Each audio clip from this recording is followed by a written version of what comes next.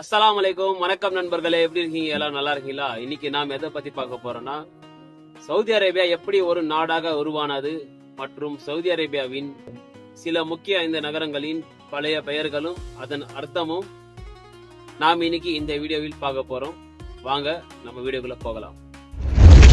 நண்பர்களே, Saudi Arabia September 23, 1932 இந்த நாளில்தான் Saudi Arabia ஒரு ஒருங்கிணைந்த நாடாக, சுதந்திரமான நாடாக அறிவிக்கப்பட்டது. முன்னாடி பாத்தீங்கன்னா அரேபிய தீபகற்பம் பல பகுதிகளாக பிரிந்து இருந்தது.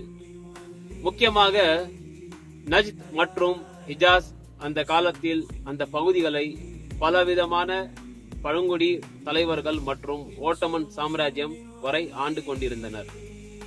அப்துல் அஜீஸ் இப்னு சவுத் என்பவர் 1902 ரியாத்தை கைப்பற்றி தனது சாகசங்களை தொடங்கினார்.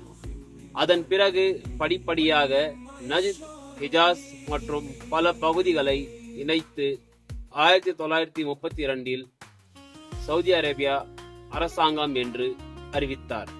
அதனால்தான் செப்டம்பர் 23 அன்று ஒவ்வொரு ஆண்டும் சவுதி அரேபியா தேசிய தினமாக கொண்டாடப்படுகிறது.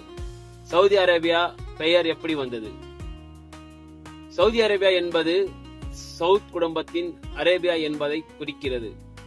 நாட்டை ஆட்சி செய்யும் அரச குடும்பம் தான் ஆலே சவுத். நாட்டின் நிறுவியாளர் அப்துல் அஜீஸ் இப்னு சவுத் நஜ்த், ஹிஜாஸ் போன்ற பகுதிகளை ஒன்றிணைந்து 1932 ஒரு புதிய நாடாக உருவாக்கினார். இதனால் தான் இந்த நாட்டின் பெயர் சவுத் குடும்பத்திற்கு பெருமை சேர்க்கும் வகையில் உருவாக்கப்பட்டது.